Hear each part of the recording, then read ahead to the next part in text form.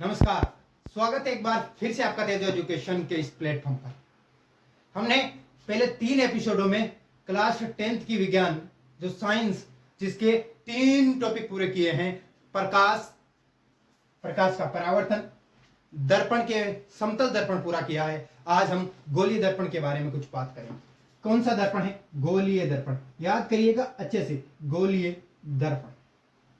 परिभाषा कहूं तो समतल दर्पण की परिभाषा में आपको लिखा ही, लेकिन आज गोलीय दर्पण क्या है उसके बारे में आपको अच्छे से पढ़ाऊं, अच्छे से समझाऊं और आप अच्छे से समझे, ये उम्मीद करता हूं मैं। गोलीय दर्पण कितने प्रकार के होते हैं, कैसे, क्या, क्यों, किस लिए, ये सब कुछ हम पढ़ेंगे एक छोटे से वीडियो में। और आपको वीडियो अच्छा लगे ना तो लाइक, शेयर एंड सब्सक्राइब जरूर करिएगा। देखिएगा गोलीय दर्पण क्या है।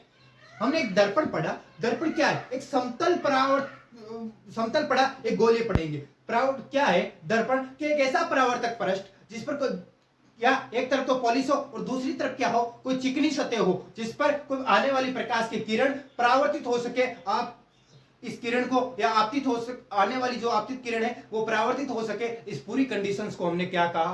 प्रकाश का परावर्तन कहा। ठीक है ना? तो क्या हुआ, गोलीय दर्पण पर प्रकाश का परावर्तन या हमने प्रतिबिंब निर्माण की प्रोसेस पढ़ी। लेकिन गोलीय दर्पण क्या है? समतल दर्पण पर पढ़ने के बाद गोलीय दर्पण के बारे में मैं लिखूं कि गोलीय दर्पण ऐसा दर्पण जिसका परावर्तक पृष्ठ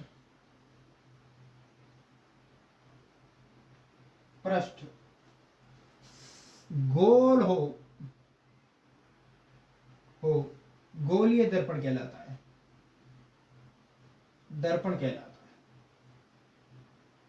ये बात किसी के समझ में आई या नहीं आई? आना नहीं पड़ेगी। क्या करोगे कि ऐसा दर्पण जिसका परावर्तक पृष्ठ गोल हो, इस कॉल्ड गोलीय दर्पण। क्या होगा? गोलीय दर्पण होगा।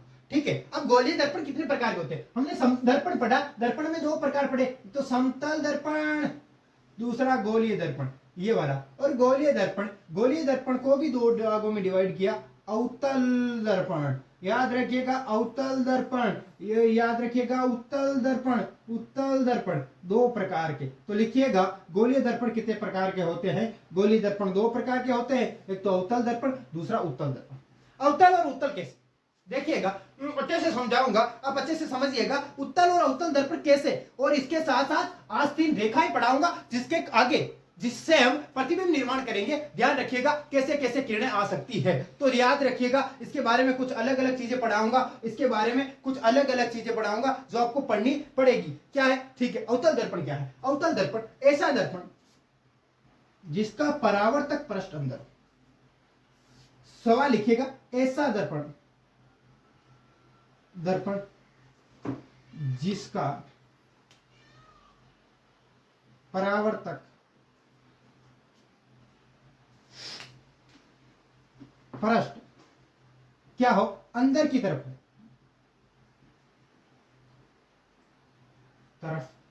हो। ये बाहर की तरफ जो है ये पॉलिश होगी। क्या होगी? याद रखिएगा अच्छे से, पॉलिश होगी। क्या होगी? पॉलिश होगी। क्या होगी? पॉलिश होगी। और परावर्तक पृष्ठ जिसका अंदर की तरफ होगा उसे गोलीय दर्पण कहते हैं। याद रखिए, सॉरी, उसके गोलीय दर्पण में अवतल दर्पण कहते हैं। ठीक है। अब उत्तल दर्पण क्या है? उत्तल दर्पण में लिखा ऐसा परावर्तक पृष्ठ, ऐसा दर्पण जिसका परावर्तक पृष्ठ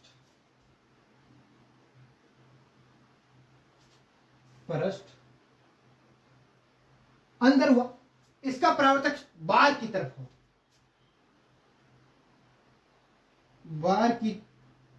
हो, इसे उत्तल दर्पण कहते हैं। क्या कहते हैं? उत्तल दर्पण कहते हैं। जिसका परावर्तक पृष्ठ ही बाहर की तरफ हो, इस कॉल्ड उत्तल दर्पण। कैसे? याद रखिएगा, ये कोई दर्पण है, ये कोई दर्पण है, और इस दर्पण में ऐसे देखिएगा, अंदर क्या है? अंदर पॉलिश सतह है। अंदर क्या है? पॉलिश सतह। याद रखिएगा, पॉलिश सतह। परावर्तक पृष्ठ बाहर की तरफ, ये पॉलिश सतह है, ये इसका परावर्तक पृष्ठ है। परावर्तक पृष्ठ कौन सा पृष्ठ है? परावर्तक पृष्ठ है। ये वाला कौन सा पृष्ठ है? परावर्तक पृष्ठ है। ये बात समझ में आई या नहीं है?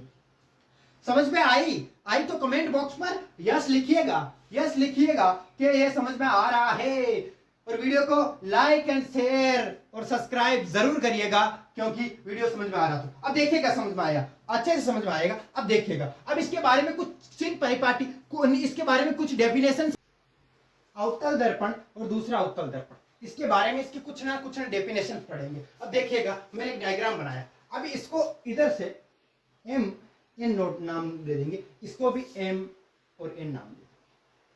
ये इसका परावर्तक पृष्ठ है, यहां का टकराएगा, याद रखिएगा ये इसका परावर्तक पृष्ठ है। इस परावर्तक पृष्ठ को एम एन इज कॉल्ड द्वारक, एम एन इज कॉल्ड द्वारक। अब सुनिएगा, परावर्तक पृष्ठ किसी गोले का भाग होगा ना, यस यस यस, इसको गोला बना दो, ये भी किसी गोले का भाग है, जिसको साइंस कहते हैं, समझ में नहीं आती वो मेरे से पढ़िएगा, आराम से अच्छे से धमाकेदार ध्यान दिलवाऊंगा, अच्छे से देखिएगा। अब देखिएगा, मैं पहले थोड़ी थोड़ी बातें बता दूंगा, फिर बताऊंगा। ये कोई गोला है, इसका कोई सेंटर होगा, यस। ये गोला है, इसका भी कोई सेंटर होगा, यस। कुछ नहीं लिखना, अभी मैं बता रहा हूं, फिर अभी मैं समझाऊंगा, बाद में फिर से समझाऊंगा, सेंटर होगा, ठीक है। अब इस अब सुनिएगा, अब अच्छे से सुनिएगा, मैं डस्टर रख दूं, अब पढ़ाऊं आगे से। याद रखिएगा, एक कोई गोला है, उसमें से किसी को काटा है हमने, किसको, याद रखिएगा, अवतल दर्पण या उत्तल दर्पण है, उनको में से काटा है। अब इस गोले में से इसको काटा है, इसको हमने एमएन नाम दिया, इसको कहते हैं द्वारक, परावर्तक पृष्ठ। जहां पर कोई किरण आकर टकराती है, इस कॉल्ड द्वारक, उसे क्या कहेंगे, द्वारक कहेंगे। याद रखिएगा, यहां कोई किरण आएगी, इधर से कोई किरण आएगी, यहां आकर टकराएगी, यहां परावर्तित होगी, और जहां पर एम और एन के बीच जहां तक परावर्तित होगी, इसे द्वारक कहते हैं। क्या कहते हैं, द्वारक। अपनी भाषा में लिखिएगा कि किसी गोले का वह भाग जहां पर प्रकाश की किरण परावर्तित होती है, इस कोल्ड, उसे द्वारक कहा जाता है। क्या कहा जाता है, याद रखिएगा, किसी गोले का वह भाग, जो बोला हूं लिखिएगा, किसी गोले का वह भाग जहां पर परावर्तन संभव हो, इसे द्वारक कहा जाता है। क्या कहा जाता है, द्वारक कहा जाता है, याद रखिएगा, ठीक है। दूसरी चीज पढ़ाऊं आपको। अब देखिए, ये द्वारक है, क्या इस द्वारक का कोई मेन पॉइंट होगा, यस, मिडिल पॉइंट होगा, या ये लो, इसे पॉइंट हमने दे दिया पी, और इसे बोलते हैं ध्रुव। परावर्तक पृष्ठ के केंद्र बिंदु को ध्रुव कहा जाता है। याद रखिएगा, परावर्तक पृष्ठ के इधर से जाएगा, इधर है या दूर, परावर्तक पृष्ठ के लिखो, अब मैं बोल दूं आप लिख लो, परावर्तक पृष्ठ के, किसी परावर्तक पृष्ठ के केंद्र बिंदु को ध्रुव कहा जाता है, याद रखिए। अब सुनिएगा, ये किसी का गोला है, यहां देखो सेंटर लगाया हमने, ये गोला है, किसी का पार्ट होगा गोले का सेंटर परावर्तक पृष्ठ या अवतल दर्पण जिस गोले का भाग है, उसका केंद्र को वक्रता केंद्र कहते हैं, सी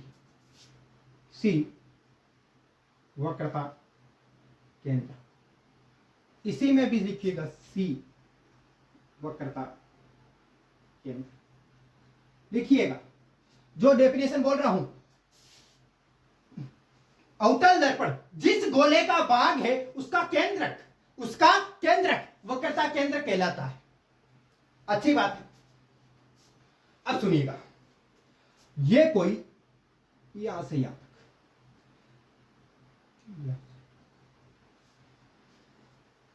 ये कोई लाइन है, लेकिन ये पूरी को मुख्य अक्ष कहेंगे। अभी इसकी सबसे अंतिम में परिभाषा पढ़ाऊंगा, लेकिन उससे पहले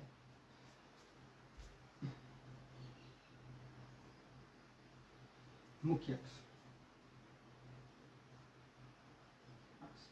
अब इसकी अंतिम में परिभाषा पढ़ाऊंगा, लेकिन उससे पहले ध्रुव और सेंटर, ध्रुव और सी, इसका वक्रता केंद्र के मध्य की जो दूरी है, डिस्टेंस है, इसे आर से डिनोट करते हैं। किसे डिनोट करते हैं, और इसे वक्रता त्रिज्या कहते हैं। कौन सी त्रिज्या, वक्रता त्रिज्या, वक्रता त्रिज्या। अब सुनिएगा, इसे ऐसी भी डेफिनेशन लिख सकते हैं, अवतल दर्पण के दूर से लेकर वक्रता केंद्र के मध्य की दूरी को वक्रता त्रिज्या कहते हैं।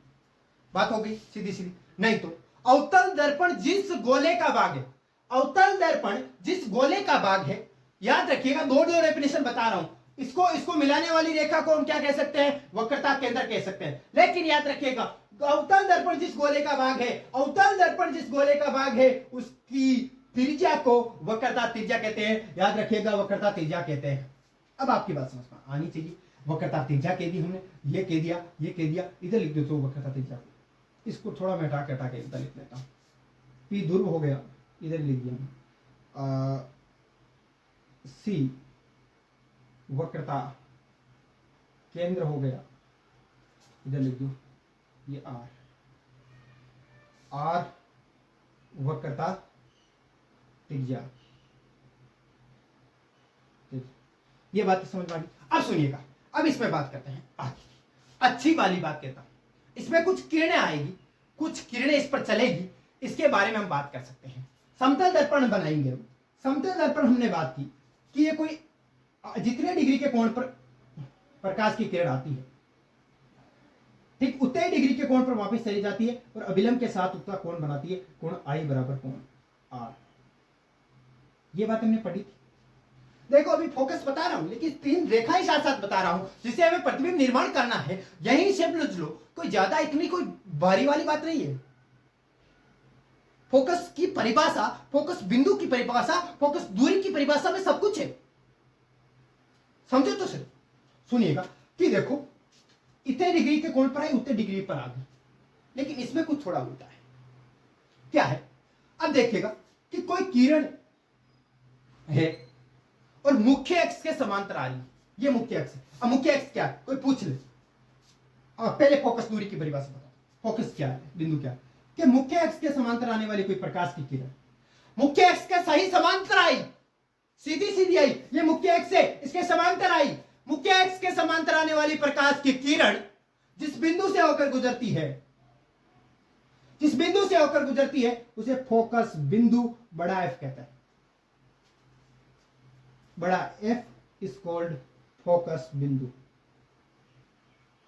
फोकस बिंदु। अब सुनिएगा, अब देखिएगा, अब सुनिएगा कि फोकस बिंदु ए और फोकस बिंदु एफ को दूर से मिलाने वाली या दूर को फोकस बिंदु से मिलाने वाली रेखा को स्मॉल एफ फोकस दूरी कहते हैं, फोकस दूरी कहते हैं। याद रखिएगा, फोकस दूरी कहते हैं। अब द्वारक, द्वारक क्या है? पी, पी, ये कोई पी रेखा आई, वक्रता केंद्र सी एफ वे पी को मिलाने वाली रेखा। इधर दिखाई दे रहा है कैमरामैन? कैमरामैन दिखाई दे रहा है इधर? ठीक है, ठीक है, ध्यान रखना। एफ सी, सी एफ वे पी को मिलाने वाली रेखा को मुख्य अक्ष कहते हैं, मुख्य अक्ष कहते हैं। याद रखोगे अच्छे से, याद रखोगे अच्छे से, ठीक है, मुख्य अक्ष कहते हैं।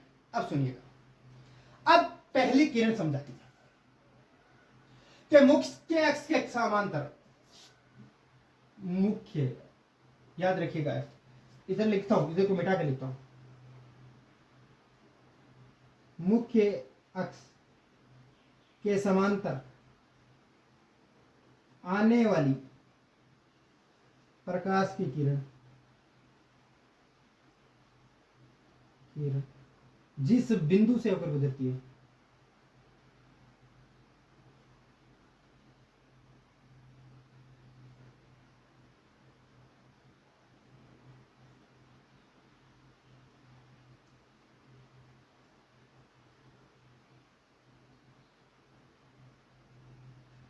ये लाइन मैंने लिख दी है, ठीक है। लेकिन इसमें हमने ये गलत लिखा है भाई, इधर तो पॉलिश होते हैं, ये गलत बना दिया हमने।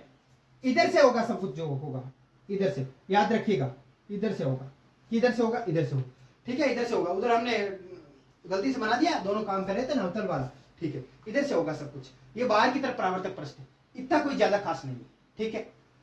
मैंने आपको डेफिनेशन सुना सुना के अच्छे से पढ़ाई।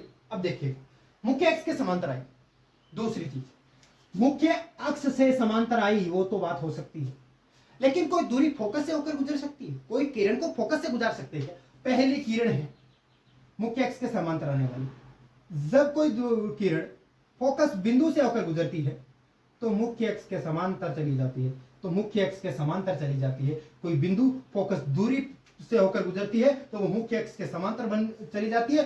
क्या हुआ कि जब कोई किरण फोकस बिंदु से होकर गुजरी, किससे गुजरी? फोकस बिंदु से होकर गुजरी। किससे गुजरी? फोकस बिंदु से गुजरी। फोकस बिंदु से होकर गुजरी तो इसे क्या कहा रे? बोलता था कैमरामैन, उसे हमने फोकस बिंदु कहा है। लेकिन फोकस बिंदु से जो किरण आई वो मुख्य अक्ष के समांतर हो गई, मुख्य अक्ष के समांतर हो गई। किसके समांतर हो गई? मुख्य अक्ष के समांतर हो गई। ये दूसरी किरण है जिसे हम प्रतिबिंब निर्माण करेंगे। लेकिन तीसरी किरण, अच्छे से याद रखिएगा कि वक्रता, ठीक है, वक्रता केंद्रक, याद रखिएगा, जो किरण वक्रता केंद्र से होकर गुजरी, जो किरण वक्रता केंद्र से होकर गुजरी वो वक्रता केंद्र पर ही वापस आती है। जो किरण वक्रता केंद्र पर होकर गुजरी, जो किरण इस सी से गुजरी, इस सी से गुजरी, इधर लेंगे सी और इधर से गुजरी तो क्या होगा? याद रखिएगा, उसी पर वापस आएगी। मैं आगे धीरे धीरे आपको पढ़ाऊंगा ना, याद रखिएगा, धीरे धीरे मैं आपको पढ़ाऊंगा। लेकिन एक बात याद रखिएगा, इसकी आर इधर ही होगी, इसकी आर इधर होगी, इसकी वक्रता त्रिज्या इधर होगी, लेकिन इसका फोकस बिंदु इधर होगा। मुख्य अक्ष के समांतर आने वाली किरण इधर से गुजरेगी, यह फोकस बिंदु हो गया। याद रखिएगा, इसे एफ कहते हैं, याद रखिएगा एफ कहते हैं, ठीक है ना, क्योंकि जिस गोले का भाग है उसे तो वक्रता केंद्र कहते हैं। या जाकर उल्टा भी बन सकती है, याद रखिएगा अच्छे से, ठीक है। अभी उत्तर को छोड़ ही दो ना थोड़ी देर के लिए, अच्छे से पढ़ा सकूं। आप दो आओगे, आप बना लेना इसे, ठीक है। मैं प्रतिबिंब बनाऊंगा तो बना लूंगा अच्छे से। ये हो गया। अब तीसरी क्या हुई? पहली ये, पहला ये लाइन किरण लिखी, दूसरी ये लिखो कि फोकस, जब कोई प्रकाश की किरण, जब कोई प्रकाश की किरण फोकस बिंदु से गुजरती है तो वह परावर्तन के बाद मुख्य अक्ष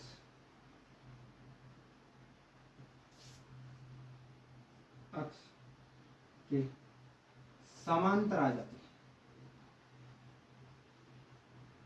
मुख्य अक्ष से समांतर आ जाती है। तीसरी किरण हमने बताई कि जो वक्रता केंद्र से, जो किरण वक्रता केंद्र से गुजरेगी उसी वक्रता केंद्र पर वापस आएगी। लिखिएगा तीसरी किरण, जब कोई प्रकाश की किरण सी से, सी को सीधा आपको जाने से होकर गुजरती है तो वह उसी पथ पर वापस लौटती है।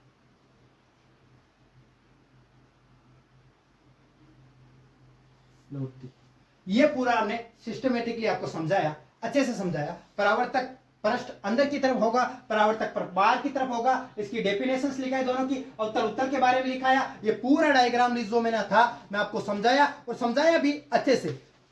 तो आज के लिए इतना ही काफी।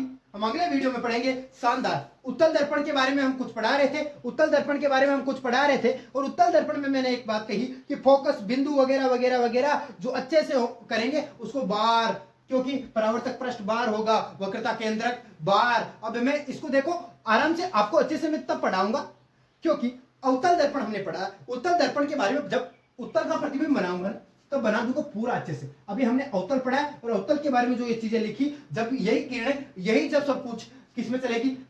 उत्तल में चलेगी, और यही सब कुछ अवतल में चलेगी। तो आज के लिए इतना ही काफी। हम अगले वीडियो में मिलेंगे आपके साथ। तब तक वीडियो को शेयर, लाइक एंड सब्सक्राइब जरूर करिएगा। और भगवान से यही कामना करते हैं आप स्वस्थ रहेगा। थैंक यू, जय हिंद।